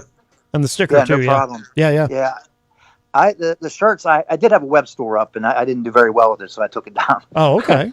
Honestly, I just, Yeah. But I'll send anybody decals though. You know what I mean? Yeah, so if anybody wants to just send me a DM and an address, I'll mail them a decal. Oh, very nice. Very nice.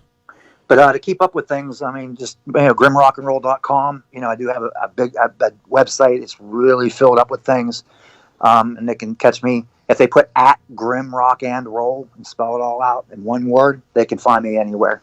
So yeah, outstanding. I'm going to close out the segment with this track, "Haunted," one of the ones you sent us that I really like a lot. I like all of them, but and I think Doncha is my favorite. It's just so catchy, but I really like the song "Haunted." So we'll play that in just a moment. But Grim, thank you so much for joining us today. This has been wonderful. Really nice to talk to you. I really like the music, and when the album comes out, we'll definitely have to have you back. Absolutely, and I appreciate you having me on. I appreciate any opportunity. This is great. Thank you. Absolutely, my friend. Absolutely. All right, it is wonderful to speak with you. I'm going to hit this track, and but we will talk to you very soon, I'm sure. All right, thank you. I hope so. All right, you got it, man. Take care. Bye-bye. All right, that was wonderful. That was Grim from Grimrock, and we're going to play this track, "Haunted." If you missed it, we did the world radio premiere of the new single "Don't Ya," but I have a feeling you'll be hearing that again on the show in the future. That might be one of our songs that we play now and then because I really like it a lot. But I like this one too, so let's give this a listen. This is Grimrock. This is called "Haunted." We're going to give this a spin, and then we'll come back and get into some more stuff on the show today. This is Matt Connerton Unleashed. We are live from the studios of WMNH 95.3 FM. And here it is. This is "Haunted" by Grimrock.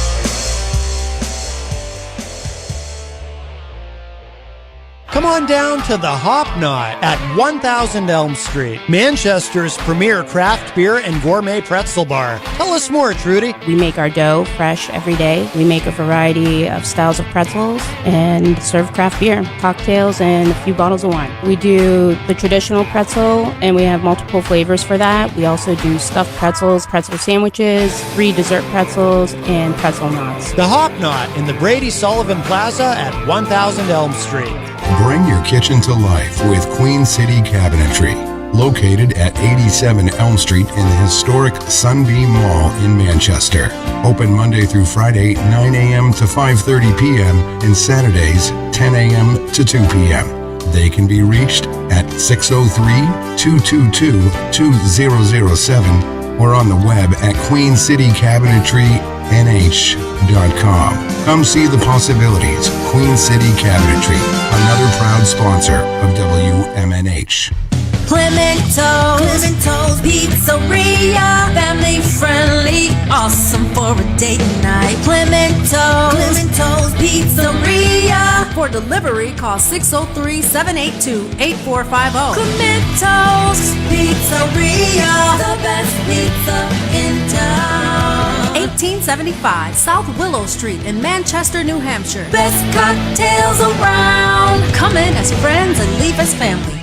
This hour on WMNH is sponsored by CGI Business Solutions, located at 5 Dartmouth Drive in Auburn. They serve all your business needs, including employee benefits planning, corporate design and business administration, investments and wealth management, and customized business insurance solutions. Their phone number is 866-841-4600 or on the web at cgibusinesssolutions.com. WMNH, rip the knob off. That's right, I am Tom Gully, and I am a very special man, and I'm so special, I would never pay $250 for 2 bloody human ears. You said the word that I knew was going to be bad news. Yeah. Fire bad. So bad. Fire bad. So bad.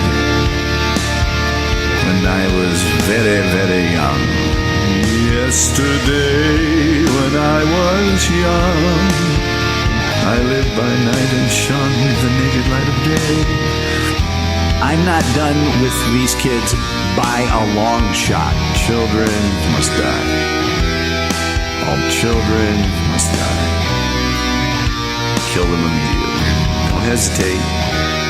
Just kill them. Painfully if possible. Do you really think I'm fat? Do I have to say surgery? Do I have to say Frankenstein's monster? Hi, and welcome to Frankenstein at 9. Show you're on here. Hi, Mr. Frankenstein. Lynette, you speak my language and I speak yours. Boom shakalaka. Fire bad. So bad. And can we quit calling him Frankenstein? Frankenstein is the monster. That's clearly Frankenstein's doctor. The taste of life was sweet as rain upon my tongue. I teased at life as if it were a foolish game. The way the evening breeze may tease a candle flame. The 1,000 dreams I dream, the splendid things I plan. We here at Frankenstein at 9 show have been pioneering a new piece of technology. And it's revolutionary.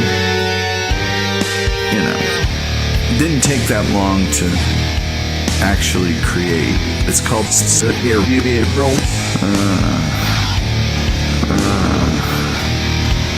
the past is a precursing event.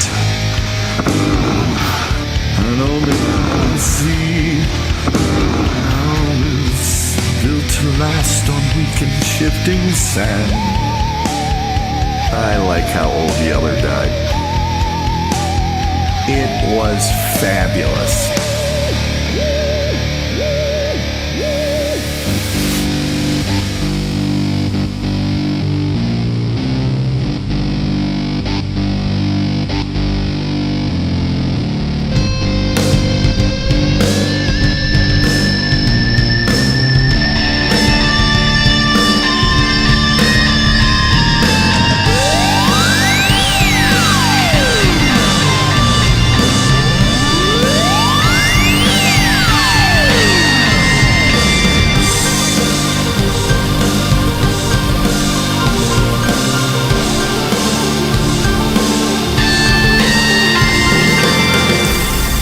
Welcome back, everybody, as we cruise into our final segment today of Matt Connerton Unleashed, and we are live from the studios of WMNH 95.3 FM in glorious downtown Manchester, New Hampshire. Also on Comcast 97 if you're in Manchester. And hello to all of our online listeners across the nation and around the globe. You can go to my website, mattconnerton.com, for all your live streaming options, social media links, contact info, show archives, etc., etc. Today is Wednesday, July 12, 2023. So nice to have you all with me. Thank you again to Grimrock for joining us, or Grim from Grimrock. We did the world radio premiere of the new single, Don't Ya. So if you missed that, of course, you can check the archive of the show after the show is done at WMNHradio.org. And of course, my website, mattconnerton.com. We also, in the first hour, we were joined by our friend Eric Pilcher, my favorite conservative all the way from Cedar Rapids, Iowa. We had a great discussion, but as we cruise into our final segment today, the phone line is open. If you would like to join us, if you have something on your mind, 603-250-6007, 603-250-6007 is the studio line. You can also text me at 617-917-4476. I'm on social media at Matt Connerton. You can email me, matt@mattconnerton.com. And of course, you can interact and opine in the Facebook live chat. But the best thing to do so that we can hear and enjoy your dulcet tones is to give us a call at 603-250-6007, 603-250-6007. I do want to probably save it for tomorrow. I don't think I've got any guests booked tomorrow.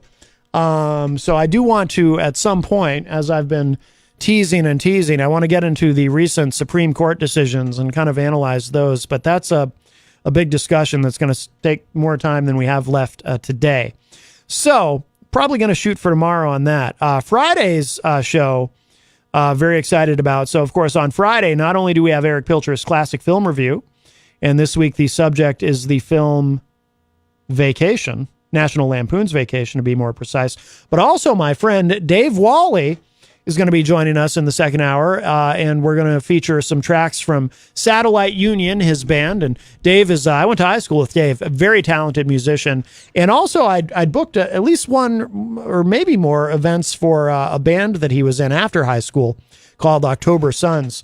But Dave does a lot of great stuff, very talented guy, and really looking forward to Friday's show. Let's see. So we've got a lot coming up, but I think right now, oh, by the way, the reason Peter White was here too, because I did reference it. He's going to be doing he's going to be at the, I think he's running it, the movies at the park, up the street, Victory Park, I think it is. Tonight the film is Goonies. So if you'd like to see Goonies, I just hope it doesn't rain. It did cloud up out there, but that will be there. And you can go there and say hello to Peter White of The Morning Show with Peter White, which of course airs weekdays from 7 to 9 a.m. here on WMNH with a replay from 2 to 4 p.m.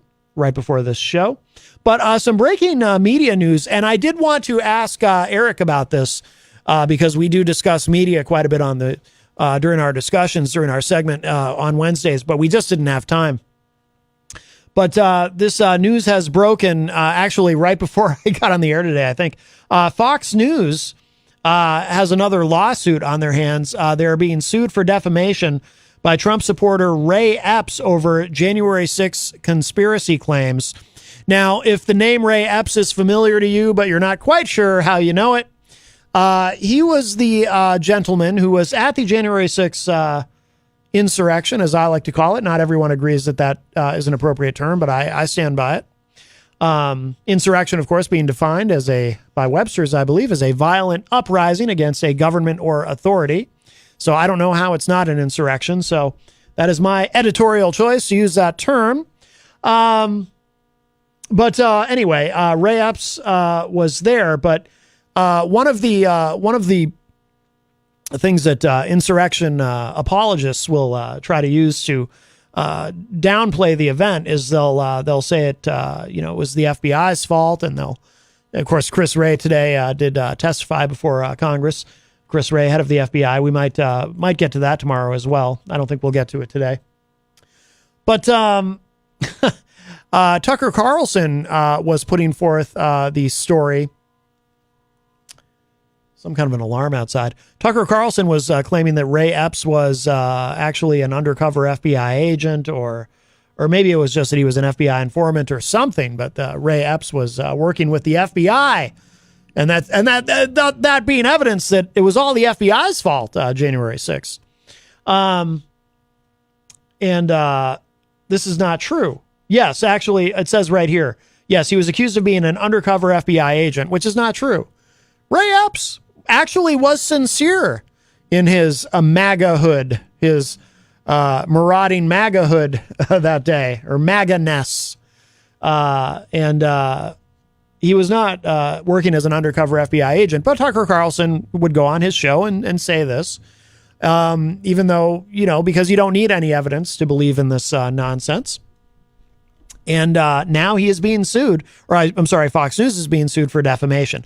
And we still don't know exactly, by the way, what went into Tucker Carlson's ouster from Fox News, but one of the many theories, and I think this has actually become a pretty prevalent theory, is that he was ousted because of this lawsuit that was inevitably going to come. But there's other theories as well. Or it might have been a combination of things, and probably was. This is from CNBC.com. Some key points.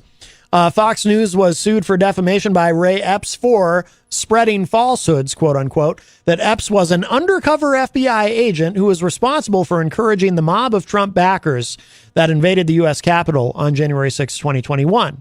Epps' lawsuit in Delaware accuses recently ousted Fox News host Tucker Carlson of being the major proponent of that false smear against the Arizona man.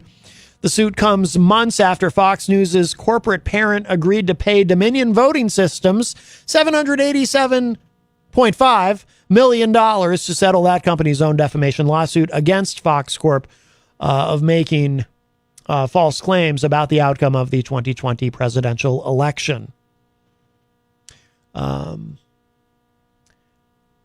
By the way, one of the consequences, see, you can really ruin somebody's life by making false claims. Like Ruby Freeman and is it Georgia? Trump claimed that Ruby Freeman was what did he call her? A notorious vote hustler. In that call, that quote unquote perfect call he had with Brad Raffensperger, and that went out publicly. And then next thing you know, Ruby Freeman is looking over her shoulder everywhere she goes because, without any evidence or whatever, Trump just said that. I just bring that example up to say that, making a false accusation about somebody based on nothing can really ruin somebody's life. Ray Epps has effectively had his life ruined. Because imagine if you're, say, for example, you've got some militia buddies who, think you're one of them, and then they're watching Tucker Carlson at night, and Tucker Carlson is telling them that you're actually an undercover FBI agent and you're not really one of them, one of these militia dudes. Well, guess who's going to come knocking at your door pretty soon in a rage when they've just learned from Tucker Carlson, falsely, but they don't know that. They've just learned from Tucker Carlson that you've this whole time you've been an undercover FBI agent, even though it's not true. What's going to happen to you? What's going to happen to your family in that situation, right? So he basically had to go into hiding. So he had his life ruined. Ray Epps, he had his life ruined by Tucker Carlson going on Fox News and saying this based on nothing.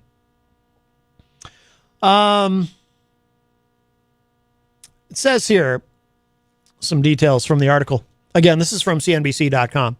Fox News was sued for defamation today. This just happened today by self-described Donald Trump supporter Ray Epps for spreading falsehoods that Epps was an undercover FBI agent who was responsible for encouraging a mob of Trump backers that invaded the U.S. Capitol on January 6, 2021. Yes, an agent provocateur is a term you'll often hear used. You know, that this claim that there were FBI agents there who were, you know, trying to get everybody to act up. You know, as if, first of all, I just find the notion of it absurd on its face.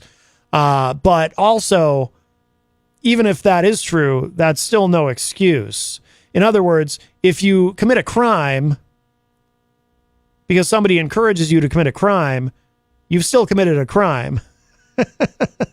You don't just get to say, well, somebody provoked me into doing this, so I just, you know, so you can't hold me accountable. Somebody said, yeah. Somebody tried to get me to do something. Somebody told me, yeah, you should go commit that crime. And I said, oh, okay, I guess I will. So can't hold me accountable. Doesn't work that way. The suit by the Arizona resident Epps was filed nearly 3 months after Fox News' corporate parent agreed to pay Dominion Voting Systems $787.5 million to settle that company's defamation lawsuit against Fox Corp by making false claims about the outcome of the 2020 presidential election. The suit by Epps, a former U.S. Marine. Yeah, by the way, this is a veteran. This has been done to. Not that it should be done to anybody, but this is someone who served his country, who had his life ruined by Tucker Carlson. The suit by Epps, a former U.S. Marine, said that as Fox recently learned in the Dominion case, quote, its lies have consequences, unquote. The suit accuses former Fox News host Tucker Carlson, who was fired on the heels of the Dominion settlement, of being the primary promoter of the false conspiracy theory about Epps. He was among the throng of supporters of then President Trump who gathered outside the Capitol on Jan 6.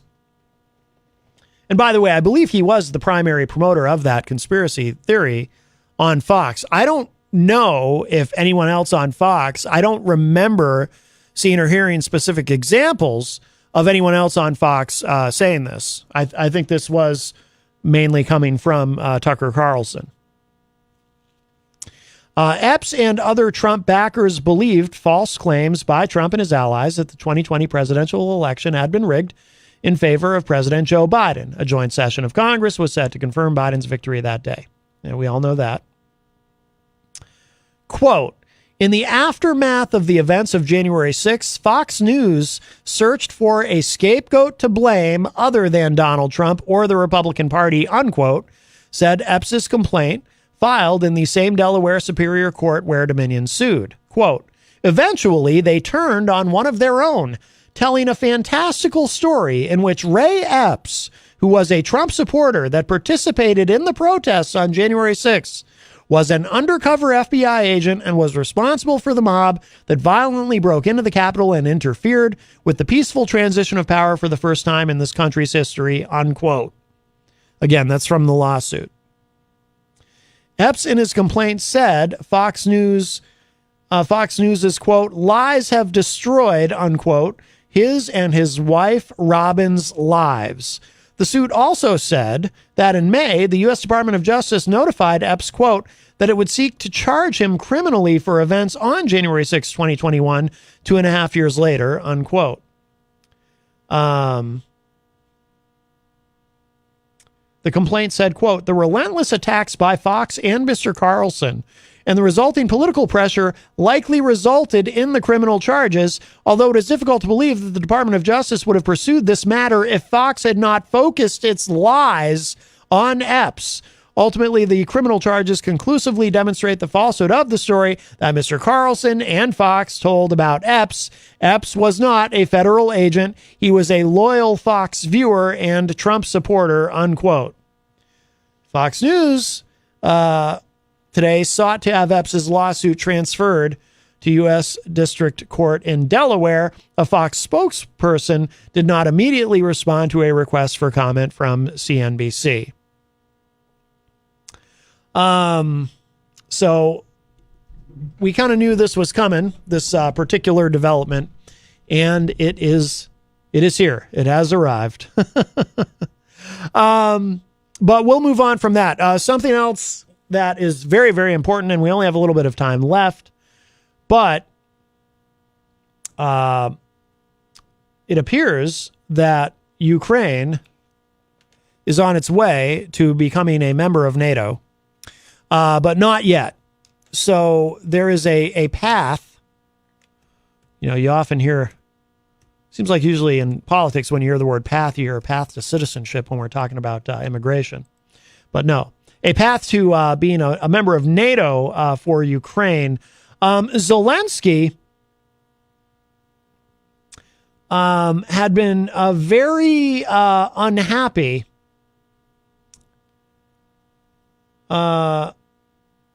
You know, he almost didn't go to this meeting. He was threatening to not show up at the G7 meeting for the NATO summit. But you know, and I thought he was probably pushing a little harder than he should have. But today it was announced, and Biden gave a speech in Lithuania, which was actually about broader issues about NATO, but that was part of it, of course. This is from CNN. Assurances that Ukraine's future is in NATO and new security guarantees calm worries at final day of summit. So Zelensky, what he had been pushing for was he wanted into NATO now. But obviously that you can't do that, because if NATO were to make Ukraine its 33rd member, as they're now finalizing, by the way, Sweden, Turkey, Erdogan of Turkey has said that because in order to bring new members into NATO, it has to be a unanimous vote. So you have to have everybody, the 30 plus countries that are already in NATO, all have to vote yay to allow a new country in. And Turkey, well, when Finland and Sweden were initially, geez, it seems like a year ago now, maybe it was, when they were initially considered and wanted to join NATO, Finland got in relatively quickly, I believe, but Sweden has been held up by Erdogan in Turkey. Turkey, I always say, probably the least helpful member of NATO, but they are a member of NATO. They're part of the family. And Erdogan finally agreed to let Sweden in, so Sweden is in. There's a theory that part of that might have to do with the F-16s that Turkey is now getting from the United States. Obviously, Biden had to give Turkey something to talk Erdogan into agreeing to allow Sweden to get in, but Sweden's getting in. So Ukraine is next, it looks like, but it can't happen right away, because it can't happen as long as Ukraine is still at war with Russia, obviously. Now, the way that Zelensky was pushing for this was he was suggesting that he wanted Ukraine in NATO now, and he wants NATO to help, but we can't. As I say all the time on the show when we discuss this, you know, there's always people out there who say, oh, we got to do more, and we got to, you know, NATO, it's time for NATO to directly confront Russia. Can't happen. It simply can't happen. It's much too dangerous. If we go to war with Russia directly, I mean, you know, we're effectively fighting a proxy war in a sense already, but if we directly engage Russia militarily, that would likely escalate very quickly into, well, a nuclear exchange, which we can't allow to happen. So, Ukraine cannot be a part of NATO until Russia withdraws from Ukraine. So that could be a while. Now, Biden seemed to indicate that he thought it might be a couple of months.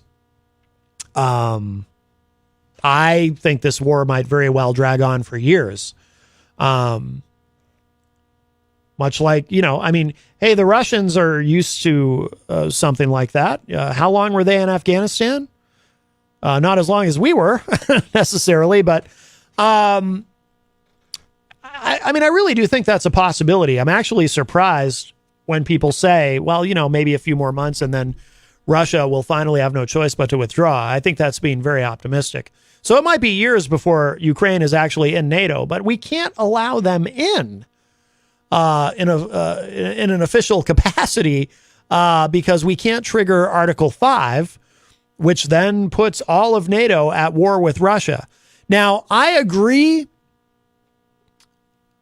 with some ambivalence. I basically agree that Ukraine should be allowed into NATO, but I also agree with that being delayed until the issue with Russia is resolved for obvious reasons.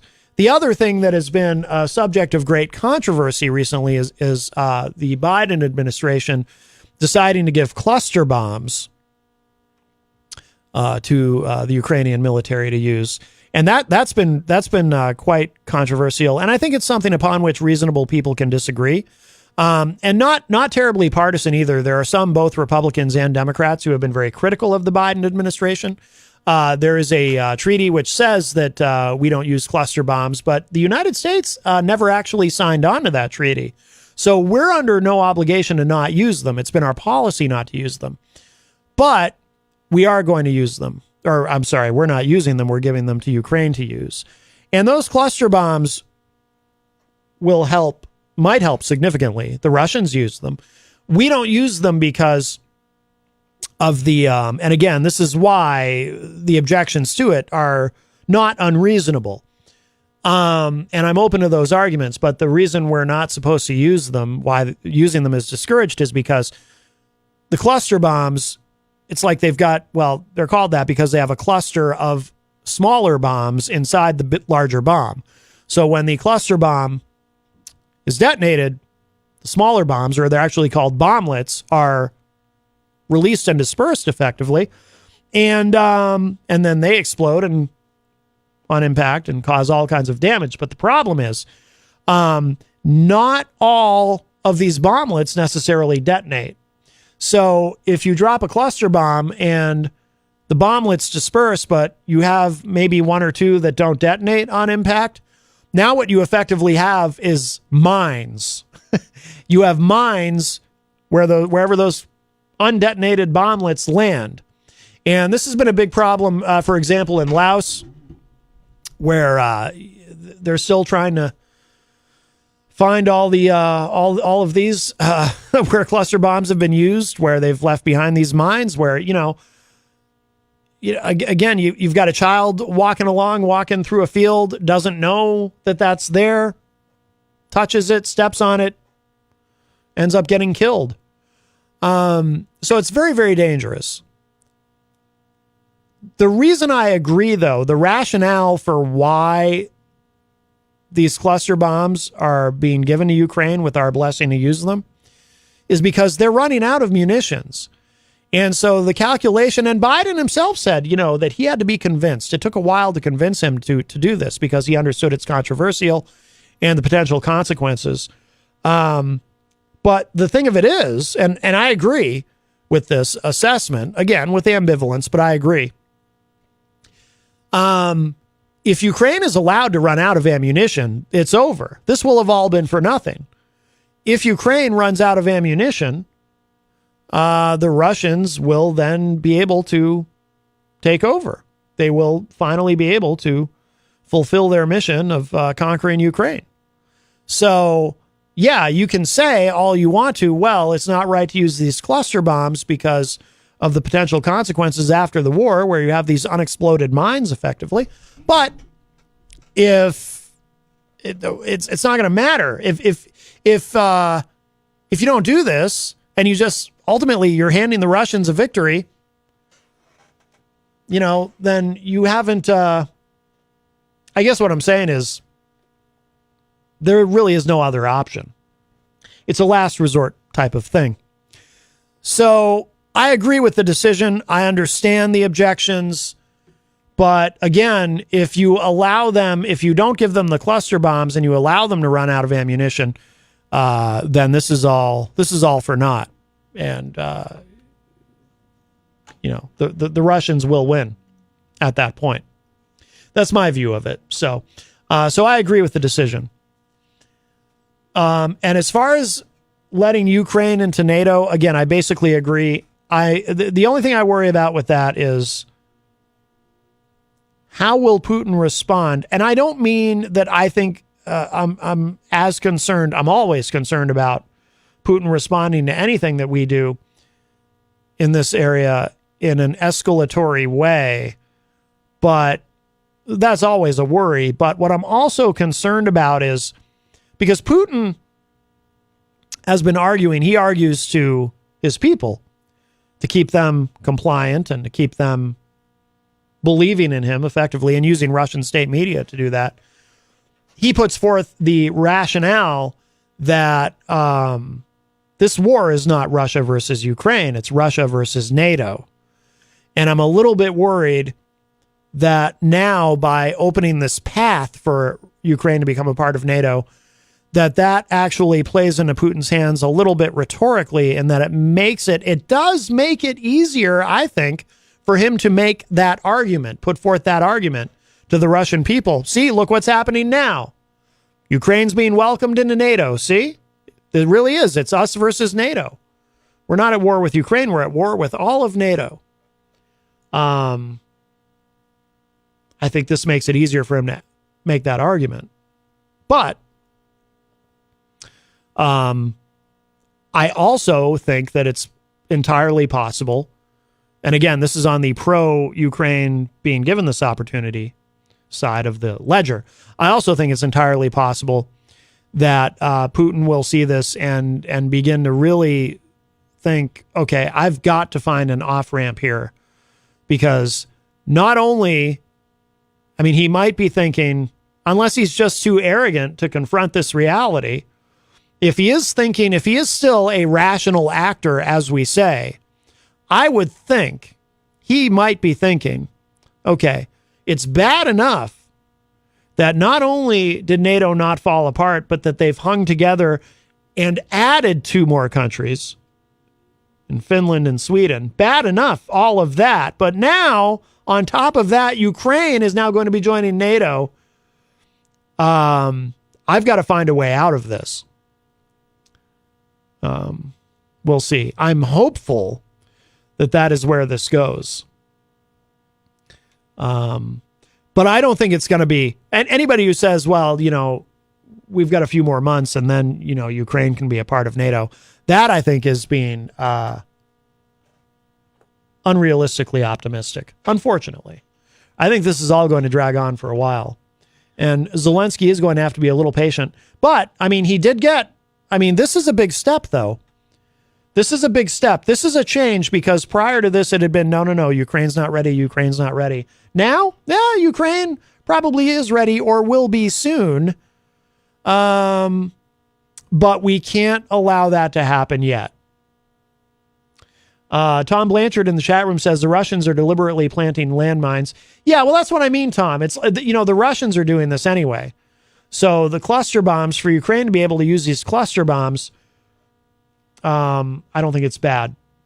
I mean, again, they have to map where they're using these, because if this works and it does repel Russia and they do eventually withdraw, they're going to have to go back and find all the unexploded bomblets. So they have to map this, and they have to do this very carefully and accurately. Chris Rose from the Commonwealth of Massachusetts joins us. Hi, Chris, in the chat room. But we got to go. We are out of time. Thank you again to Grim from Grimrock. And thank you again, of course, to our friend Eric Pilcher, everybody in the chat room, everyone who called today. And if you missed any part of today's show, it will be up in just a little bit at WMNHradio.org and at my website, mattconnerton.com. Goonies in the park tonight. If you get a chance, swing down there, say hello to Peter White. And if you're listening live on Wednesday, I believe a replay of Granite State of Mind is coming up next with the great Rob Azevedo. And I'll talk to y'all a little bit later. Here's a little more Grimrock to play us out today. Bye, everybody.